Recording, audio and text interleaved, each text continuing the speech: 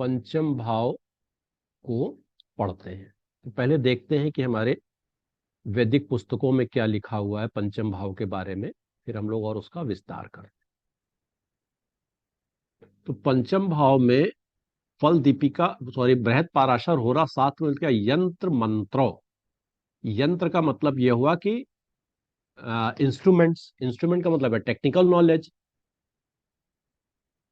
और मंत्रो, मंत्रो माने वर्तमान में इनको फार्मूलेस की बात कर सकते हैं, श्लोक फार्मूला। विद्याम बुधश्य, बुद्धि का। प्रबंधकम, कि कैसे आप जो है मैनेज करते हैं। पुत्र संतान। राज्याप भ्रंशाधीन, मतलब राज्य में एक अधिकारी की बात है। पश्येत माने देखते हैं। पुत्रालयदा बुध, यानी बुद्धिमान लोग पुत्र भाव से यंत्र मंत्र विद्या बुद्धि मैनेजमेंट राज्य पुत्र आदि की प्राप्ति की बात देखते हैं। अब इन्होंने जो फल दीपिका ने क्या लिखा है, राजांक, अगर राज शासन की मोहर, राज शासन मोहर अधिकार प्राप्त व्यक्ति, मंत्री, टैक्स, आत्मा, बुद्धि, भविष्य ज्ञान, पूर्व जन्म के पुण्य की बात, ये बात है, इसे कैसे गलत लिख गया ये। पूर्व जन्म के, पूर्व जन्म के PUNY पुण्य, पूर्व जन्म के पुण्य, संतान, पेट, शुद्ध स्मृति आदि का विचार पंचम भाव से करें। अब हम लोग ये समझेंगे इनको क्यों लिया गया है।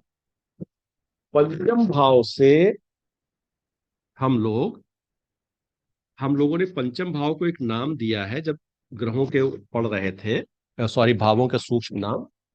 पंचम भाव को कहा गया है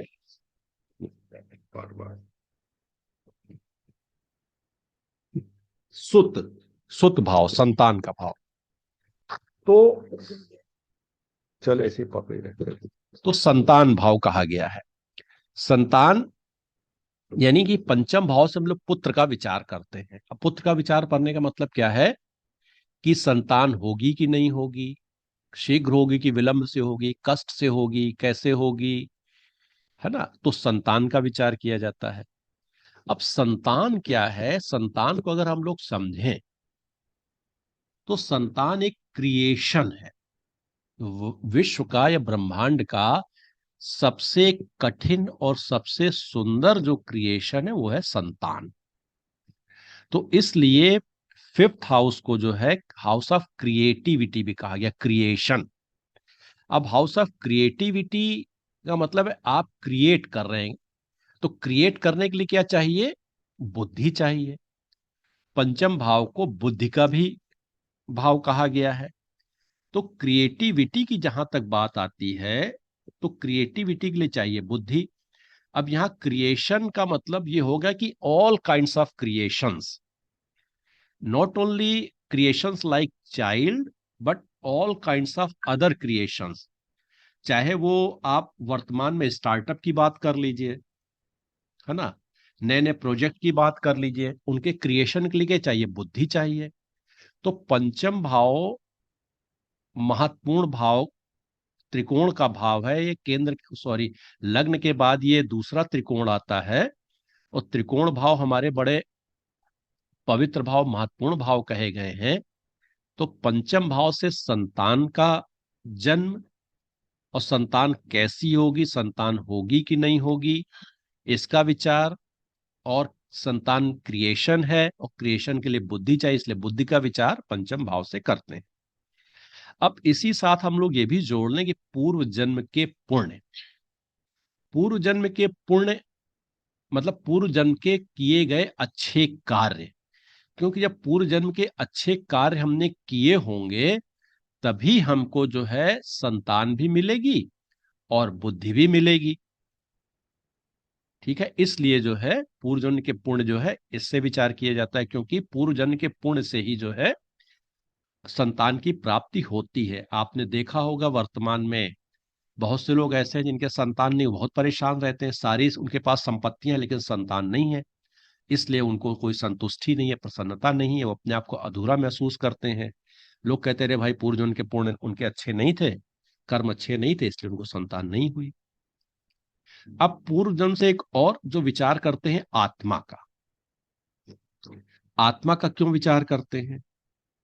नेचुरल जोडियाक में पंचम भाव में सिंह राशि है। सिंह राशि के स्वामी कौन है? सूर्य हैं। और सूर्य जो है वो आत्मा के कारक हैं, वही जीवन देते हैं। इसलिए जो है आत्मा का विचार पंचम भाव से करते हैं। और ये आत्मा ही जो है हमारे पूर्व जन्म के कर्मों को साथ में लेकर के आती है, और तो कुछ आता नहीं है हमारे साथ। तो इसीलिए पंचम भाव से आत्मा के साथ साथ पूर्व जन्म के पुण्य या कर्मों का विचार करते हैं। राइट, ये बात आ गई। अब बात आई है राज शासन की मोहर। राज शासन मोहर, अधिकार प्राप्त व्यक्ति। अब अधिकार प्राप्त कौन होगा? मोहर कौन लगाता था? मंत्री लगाते थे। राजा तो ऑर्डर देते हैं खाली, मंत्री का भी विचार किया जाता है। मंत्री कौन? जो मंत्रणा दे, यानी सलाह दे। सलाह कौन दे सकता है? जो बुद्धिमान होगा। तो चूंकि पंचम भाव से बुद्धि का विचार किया जाता है, और कोई व्यक्ति कितना बुद्धिमान होगा ये पंचम भाव बताएगा और उसके कारक ग्रह बताएंगे। तो बुद्धि, बुद्धिमान, बुद्धिमान व्यक्ति, जो बुद्धिमान व्यक्ति होगा वही सलाह दे सकता है, उसी की सलाह लोग मानेंगे ही, क्योंकि बुद्धिपूर्वक युक्तिपूर्वक अलग अलग चीजों का विचार करके वो मंत्रणा दे रहा है, इसलिए कहा गया मंत्री, है ना। वर्तमान के जो आप एग्जीक्यूटिव्स देखते हैं, जो ब्यूरोक्रेट्स देखते हैं, ऑल दीज, ये क्या है? सब फिफ्थ हाउस के मैटर्स। हम्म और क्या इससे हो गया? राज शासन की मोहर किसी पद प्रतिष्ठित व्यक्ति के पास रहती थी। बुद्धिमान व्यक्ति को ही जो है पद मिलते हैं, और वही मंत्री लोग बनते हैं, उन्हीं के पास क्या कहते हैं, हस्ताक्षर की, ऑर्डर करने की पावर या मोहर होती है। इसलिए कहा गया राज शासन की मोहर। अब बात आई कर की, टैक्स की। देखिए टैक्स क्यों विचार किया जाता है? अब ये टैक्स का मसला जो है, अगर हम लोग मंडेन एस्ट्रोलॉजी में लेंगे, जहां किसी देश की या शहर की कुंडली का विचार किया जाता है, तो वहां फिफ्थ हाउस से देखा जाएगा कि कितना टैक्स कलेक्ट कर सकते हैं, टैक्स अच्छा मिलेगा, कम मिलेगा, ज्यादा मिलेगा। तो टैक्स का विचार यहाँ क्यों किया जाता है? इसलिए किया जाता है कि हम लोगों ने अभी समझा कि चतुर्थ भाव से हम लोगों ने कहा कि वो जनता का भाव है, और हम लोग ये जानते हैं कि किसी भाव से दूसरा भाव उसका धन होता है। ठीक है, तो जनता का धन टैक्स क्या है? जनता का धन ही तो है। तो पंचम भाव क्या हो गया? जनता का धन, क्योंकि जनता से ये सेकंड हाउस है, और उसी टैक्स से जनता के लिए बहुत सी जो है वेलफेयर स्कीम्स चलती हैं जो जनता को पोषित करती हैं। तो जनता के पोषण का भाव भी पांचवा भाव है, क्योंकि चतुर्थ से द्वितीय है। इसलिए जो है टैक्स का विचार यहां से किया जाता है। ठीक है, अब एक और बात आई भविष्य ज्ञान।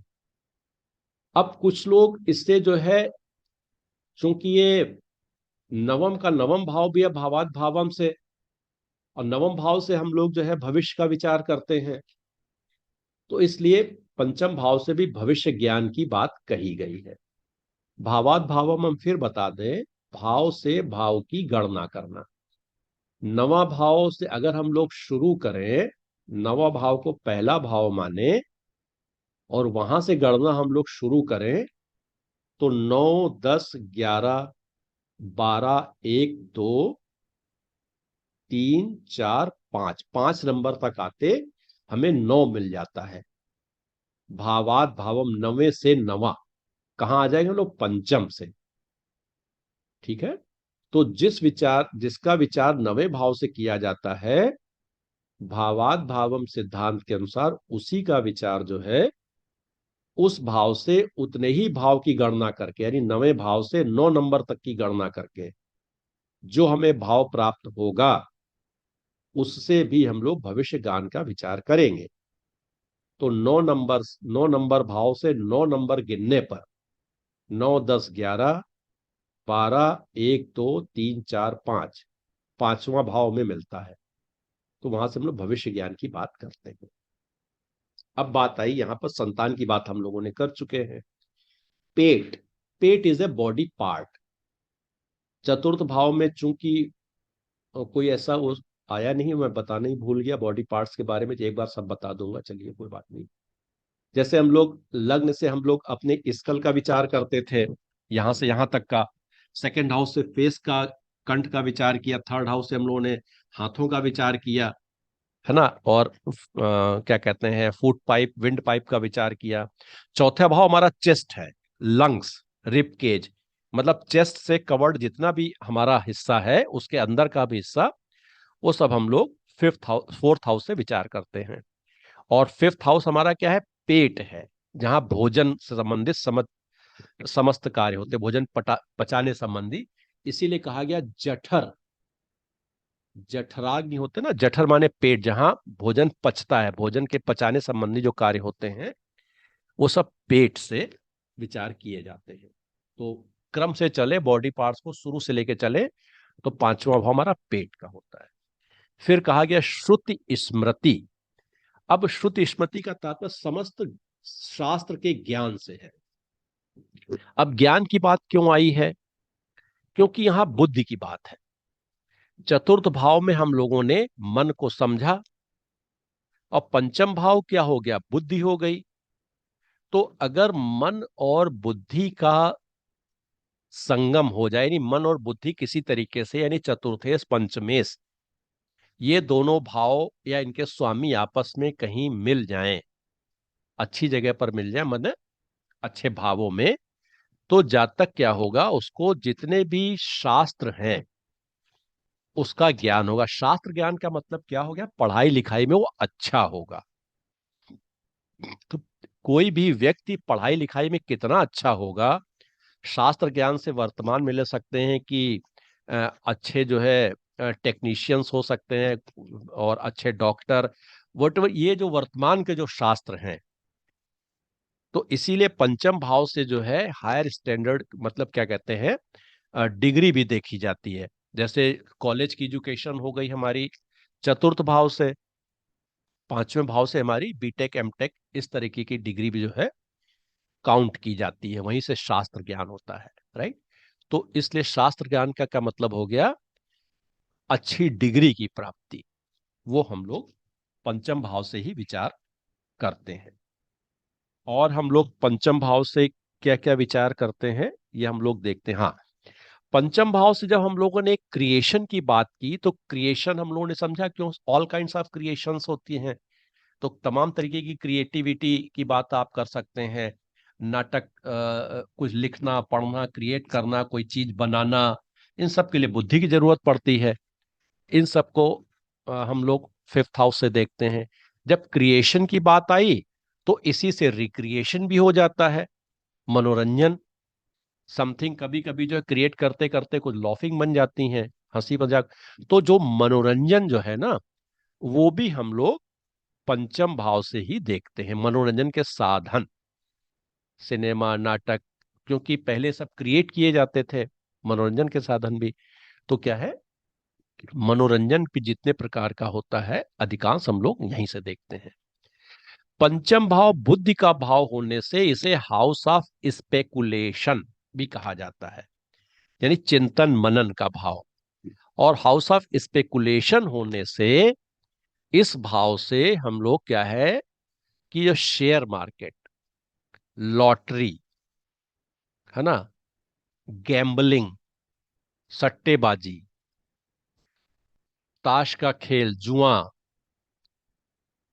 चेस, इन सब का जो है हम लोग विचार यहीं से करते। क्यों, क्योंकि इन सब में जो है बुद्धि की आवश्यकता है।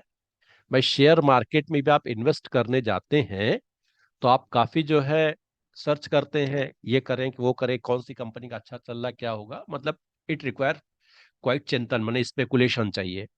सट्टेबाजी के लिए भी चाहिए, घुड़दौड़ के लिए भी यही माना गया, जुएबाजी के लिए, लॉटरी के लिए, ये लें कि वो लें, इसकी लें कि उसको, मतलब देर आर थो, मतलब बहुत सी थिंकिंग करनी पड़ती है हमें।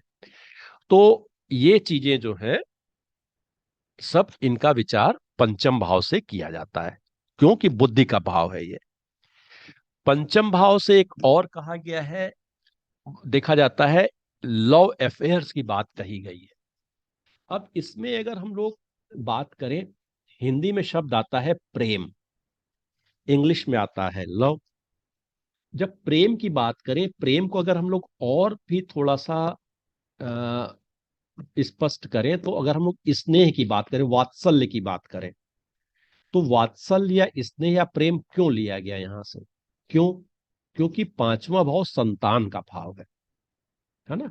और संतान को हम लोग सबसे ज्यादा वात्सल्य, स्नेह, प्रेम की बात करते हैं, प्रेम देते हैं। तो इसलिए पंचम भाव से जो है कई प्रकार के प्रेम देखे जाते हैं। अब क्या है कि चूंकि शब्द है, तो शब्द की हम लोगों को सभी प्रकार के एप्लीकेशन देखने जाते हैं। तो हिंदी में अगर हम लोग समझना चाहें, तो इसके जो अर्थ निकल करके आते हैं, प्रेम है, स्नेह है, वात्सल है, प्यार भी है। इंग्लिश में जो लफ्ज निकल कर आता है, लव एंड लव अफेयर्स। अब लव के भी आप, हम तो अंग्रेजी साहित्य के कम जानकार हैं, हो सकता है उसके भी यही सही कुछ अर्थ निकलते हो। तो वर्तमान में जो लव एंड लव अफेयर्स की जो बात होती है, वो भी जो है फिफ्थ हाउस से देखी जाती, मतलब लव अफेयर्स होगा कि नहीं होगा, रुकेगा कि नहीं रुकेगा, टिकेगा कि नहीं टिकेगा, सफल होगा कि असफल होगा, या लव अफेयर्स है तो मैरिज होगी कि नहीं होगी, इन सब चीजों का विचार भी पंचम भाव से ही किया जाता है। हम्म। और पंचम भाव से यह भी देखा जाता है कि हमारे इष्ट देवता कौन होंगे, हमें किसकी पूजा पाठ करनी चाहिए। तो इष्ट देवता का विचार भी पंचम भाव से ही किया जाता है। कैसे किया जाता है? कि पंचम भाव में कौन सी राशि है, कौन से ग्रह बैठे हुए हैं, वे ग्रह जो है किस आराध्य देव या किस इष्ट देव को जो है इंडिकेट करते हैं। अब मंगल है, हनुमान जी को, बुद्ध है, विष्णु भगवान जी को, इसी प्रकार अलग अलग जो है सभी ग्रहों के देवता हैं, इष्ट हैं। तो अगर कोई ग्रह बैठे हैं तो उनके अनुसार, अगर कोई ग्रह नहीं बैठे हैं तो ये देखा जाएगा कि वहां कौन सी राशि है, उस राशि के स्वामी कौन है। तो उस हिसाब से हम लोग पंचम भाव से ये भी देखा जाता है कि हम किस इष्ट देवता की पूजा या आराधना करें। ठीक है, तो पंचम भाव से इष्ट देव का भी विचार किया जाता है। और कोई चीज देखें? हम्म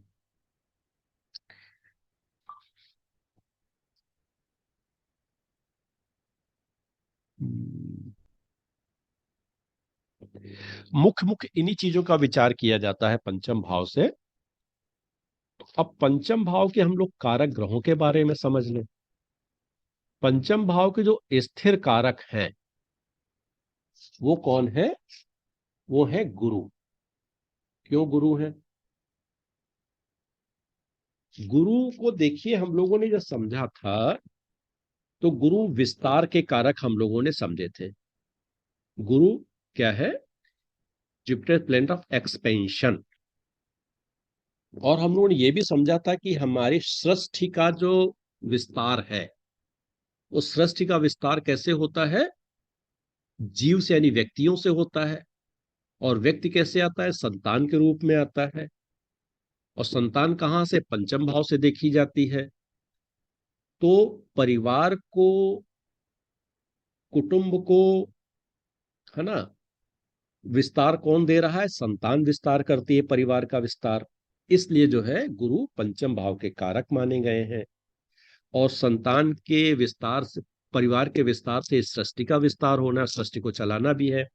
ब्रह्मा जी ने ऐसी तो सृष्टि नहीं बनाई कि ये जीव विहीन हो जाए, यहाँ कोई रहे ही नहीं। इसलिए जो है बुद्ध गुरु को पंचम भाव का स्थिर कारक माना गया है। और क्या है कि पंचम भाव जो पूर्व जन्म के पुण्य का भाव है। गुरु क्या है? शुभ ग्रह कहे गए हैं, सब कुछ हमें देने वाले, बेनिफिक यानी हमें लाभ देने वाले। और संतुष्टि के भी कारक हैं।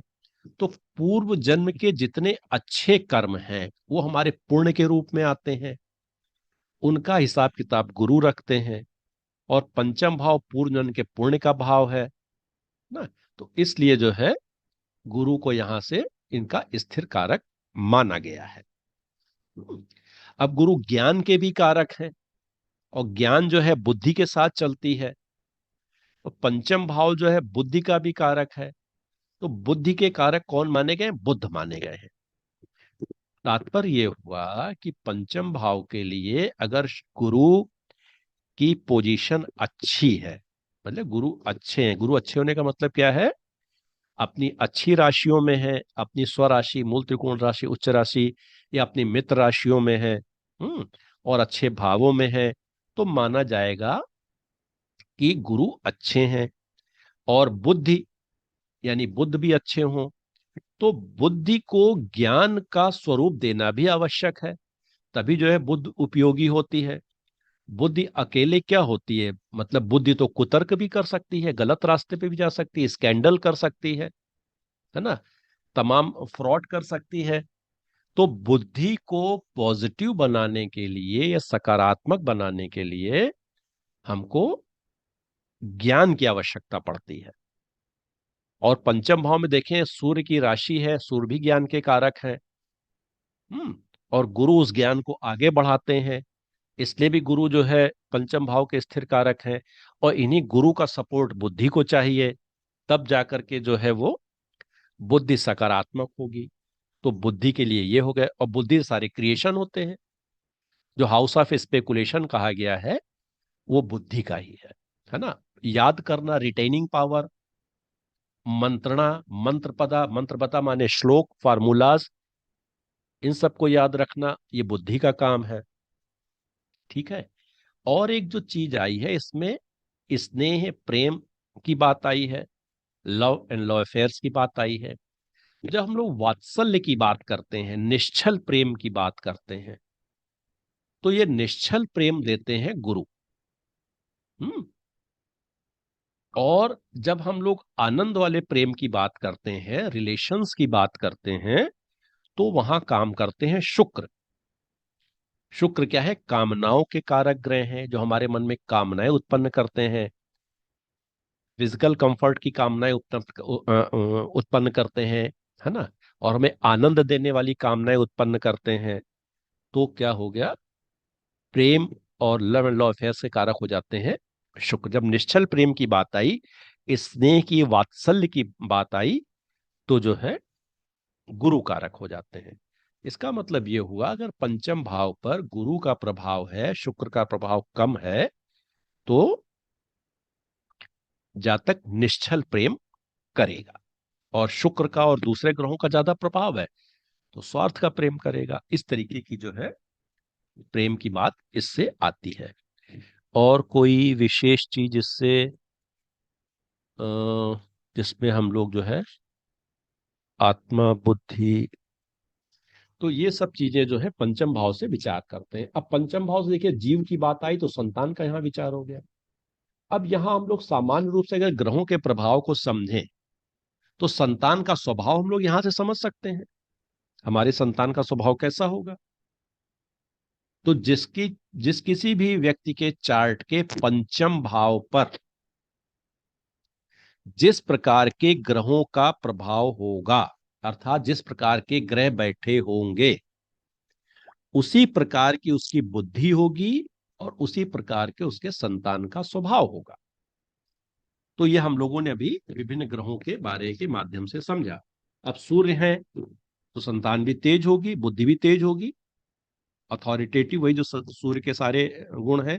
अधिकार प्राप्त व्यक्ति, सब चीज में उसको अधिकार चाहिए, हमारा है, हमारा है, हमको ये चाहिए, हम ये करेंगे, ये सब चीजें हैं। यही चीज मंगल देते हैं। इसी तरीके से हम लोग आगे समझ सकते हैं गुरु मतलब ग्रहों के सामान्य प्रभावों से। राइट। और इसमें कोई विशेष चीज पंचम भाव से, अब एक इसमें और चीज आती है कि पंचम भाव को त्रिकोण का भाव कहा गया है। त्रिकोण के भाव हमारे सबसे शुभ भाव होते हैं। इसका एक तात्पर्य यह भी होता है, ये शुभ स्थान कहे गए हैं। इसका एक तात्पर्य हम लोग ये भी समझ लें कि यहां पर इस भाव में जब भी कोई ग्रह बैठेगा तो उसके स्वभाव में थोड़ा सा जो है वो सौम्यता आ जाएगी। इसको हम लोग कैसे समझ सकते हैं कि जैसे हमारे पास जोडियाक में 4 ग्रह ऐसे हैं, गुरु, शुक्र, बुध और कंडीशनली चंद्रमा, जिनको हम लोग शुभ मानते हैं, सौम्य मानते हैं, क्योंकि ये हमारी भावनाओं और विचारों में कोई विशेष आवेग, इंपल्स, ये चीजें नहीं देते हैं, क्रोध, उत्तेजना, जोश ये नहीं देते हैं। भावनाओं का शांत रहना आवश्यक है। इसके अलावा जो हमारे 5 ग्रह हैं, राहु, केतु, शनि, मंगल, सूर्य, ये थोड़े से टफ प्लेनेट है, क्रूर है। तो सूर्य तो चलिए क्रूर है, पापी नहीं है, सूर्य को भी हम लोग थोड़ी देर के लिए अलग कर दें। अन्य जो 4 ग्रह हैं, शनि, मंगल, राहु, केतु, ये अगर पंचम भाव में आ जाएं तो ये भी अपने स्वभाव को थोड़ा सा जो है परिवर्तित कर देते हैं। कैसे कर देते हैं? अब देखिए, जैसे किसी अच्छे घर में, सपोज कोई मंदिर है बड़ा सा, या मठ है जहां सब अच्छे ही कार्य हो रहे हैं, लोगों की भलाई के कार्य हो रहे हैं, या अच्छा मतलब कोई ऐसा संस्थान है जहां बुद्धिमत्ता के कार्य हो रहे हैं, वहां पर अगर कोई बुरा व्यक्ति भी पहुंच जाएगा तो उस माहौल के अनुसार ही वो जो है कार्य करना, ढलना पसंद करेगा। वो वहां पर जो है अपनी क्षुद्र या छोटी हर आदतों या अपने स्वभाव को नहीं दिखाता है। तो मतलब जो वातावरण जो है वो किसी भी व्यक्ति के स्वभाव में थोड़ा परिवर्तन ला देता है। तो यहां बैठने वाले ग्रह भी जो होते हैं वो एक तरीके से शुभ प्रभाव ही देते हैं, उनके स्वभाव में थोड़ा सा परिवर्तन आ जाता है, यानी बुरे जो क्रूर ग्रह हैं उनकी क्रूरता में थोड़ी सी कमी आ जाती है। ठीक है, ये इसके लिए विशेष।